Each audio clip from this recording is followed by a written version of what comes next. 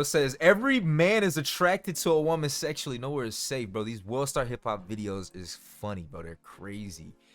All right, let's see what this guy got to say, man. I hate to say it, these black pastors be doing some stuff. I'm so sick of women talking about all he want is sex. What you thought we was here for? A man does not want sex. A man needs sex. Yeah, right. Preach. There's a difference. Per 1 milliliter of sperm is between 50 and 200 million sperm cells in 1 milliliter. The potential between 50 million and 200 million people swimming around in 1 milliliter. Come on. And God has created a man to dispel that seed. Furthermore, it's the woman who has to take a hiatus off every month from sex, not the man. A man can stay on from the time he living to the time he dies. What I'm trying to tell you is, if you put a worm in the water, if you put a hook in the water, you don't put no worm on it, you don't get no fish. What I love about like this is, I hate to say it, man. Like I don't want to attack religion too much, but it's like if you're a pastor, almost no matter what you say, you're gonna have some preach. You hear the girls back there like, oh, he's cooking, he's spitting. That's true, baby. Spill it. I say cooking, but yeah, I mean they probably don't say cooking. They probably don't say that. But look, breast, booty, thighs, lips. Where? Booty, thighs, lips. That's the worm on the hook. The first thing we see when you see you. Ain't no man in history ever saw a woman across the room and said, oh my God, her heart is sparkling. Every man is attracted to a woman sexually. Uh-oh. It's your job to show him that it's more to you than what's on the hook. I can actually kind of agree with that. I can agree with that. He said it's your job to show us more than you just what's on the hook, right? Like, yeah. So, it's guys are gonna look at you sexually. It's up to you to, determine is there more to you than just sexual attention. I think that's halfway. That's 50%. 50%? Yeah. Putting the onus on a woman for that, to me, what it does is that it takes away the responsibility of a man to not just look at his sex drive as just like, this is it and you got to prove it to me. No, you also have to understand that, like, a woman has more to her than that, and that if you really want to get to know a person on a deeper level, you have to interface with them at a deeper level, both people. Just like there's more to a man than what his penis size, his bank account, or whatever. We have to both learn how to get deep.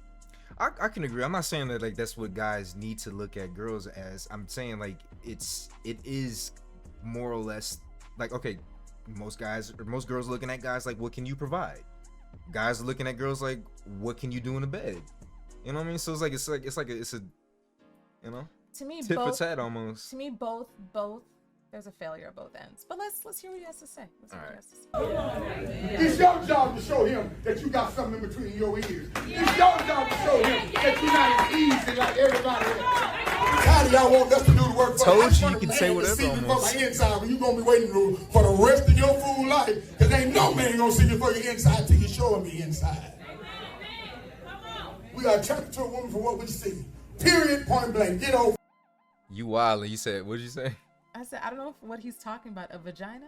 Because he said the inside. No, he's talking about like inside, like your personality. He's not making a clear differentiation in my opinion. I think he is. He did. He said, so it's like a worm on a hook to get a fish. You don't get a fish if there's no worm. No, what he just said like 10 seconds. Yeah, he's still on the same thing. He said, you're not going to get to know the woman's inside unless you show him your inside, because we're seeing the outside. We don't know what's inside. Not on this preacher. I don't believe it. I don't believe it. Oh man. Y'all come out slinky, pasties on here and all this stuff, and then don't want nobody to look at you, don't want nobody to sexually objectify you. Why? What you thought we was gonna do? What you put it on for if you want to be objectified? If you don't want to be identified by your breast, your scale, and all that stuff they do, what you advertising it? And then get mad when we pull up to the bar wanting to buy it. A man is not naturally sensitive to your feelings anyway, so he want what he can get from you anyway. No, see, like this is like Kevin Samuels. It's the delivery. It's not the message. You're not getting understanding the message. No, I understand the message. It's that we're always we're always negating things based off of the base level of a man rather than calling people to be higher than their animal side. We're always just subjecting people like at your animal level, man who can't control himself, blah blah blah. And if we go with this premise, this is how we can say rape is okay, or all these other things, or she was asking for it. No, I'm just no, hear me out. This is when you're always appealing to your animal instincts, and we're starting from there. Well, men are always like this, men are always like this. We're putting men in this like, you're this fixed caveman like person who can't control this and is like this and like this, and women have to be the ones to adapt, move, change, configure, and all this other stuff. And to me, that creates this really weird imbalance. You like, I hear what you're saying, but this is No. this is what's it's being like, this is always being talked about, and it's not even, we're not appealing to the man. What he's doing is he's trying to tell, it's a man, like a man and a woman, mom and dad can try to give the same, we can look at the same mistake, right? You're a kid, you drop a dish on the floor and you break it. Mom and dad see the same incident happening, but they're both gonna tell you a different thing.